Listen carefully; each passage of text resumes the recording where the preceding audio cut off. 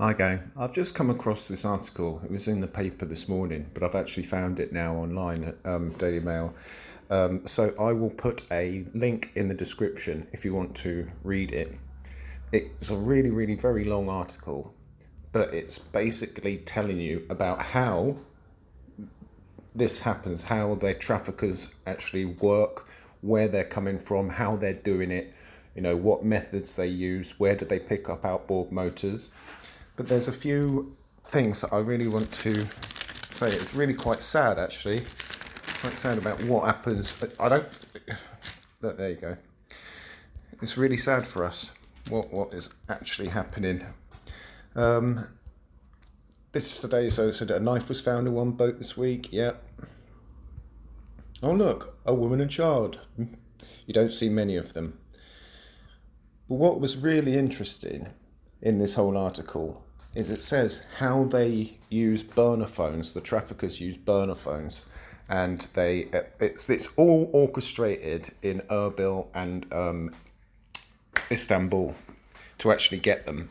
So they get on a coach and they go for miles and miles and miles and miles, and then they're put up in little safe houses in Germany, pick up the motors, pick up the boxes of uninflatable boats, pick up some more outboard motors, and this is here we go. The process of when they are ready to go is that the traffickers will put these dinghies, often in boxes, hidden in dunes, sand dunes, and then the migrants will come out, and then it's like the trafficking runner will go up to them and say, right, I want you to, let me take a picture of you. Let me take a picture of you. Some of them are asked to stand out of line. They'll go down and then they'll say they know who's paid and who hasn't paid. Can cost a minimum of £6,000. Minimum. You really do need to read this whole article. The gangs running the Channel boat operation are mainly Iraqi and Iranian Kurds. Yep. I can well believe it. They said that the names of the mastermind are unknown to them. Yeah, layer by layer, down to the junior runners. This is what I said. This is what I said. Yeah. They use cheap burner phones with numbers that are changed daily, sometimes hourly, and thrown away after use. What they also do is that they say, right, when you go down to the beach, we're going to give you a GPS signal, right? We're going to give you a phone. Throw yours away. This is condition of travel. Throw your phone away. We're giving you a phone. That will have the GPS location.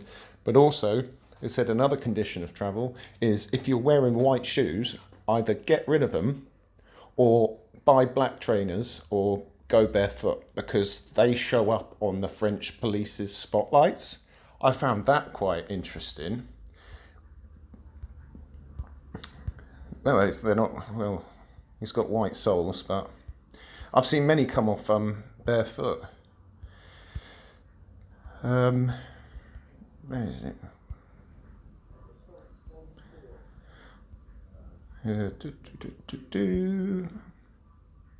Yeah, look, the runners ask individual migrants who have paid for a boat to step to one side into shelter of the bushes. They then snap a photograph of their face.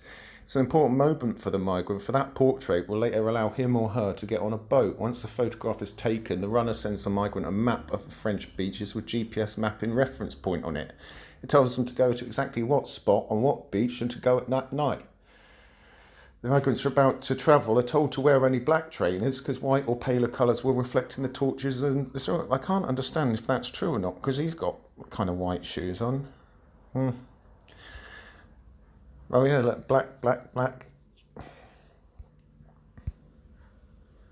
Yeah, some don't even have shoes on. This is the drivers. They are well known. They know that they are carrying illegal migrants, and they know that down in the hold they've got all of their bags and all of that, and they're told to go through at specific times through the toll booths in France, so it doesn't actually raise any suspicion.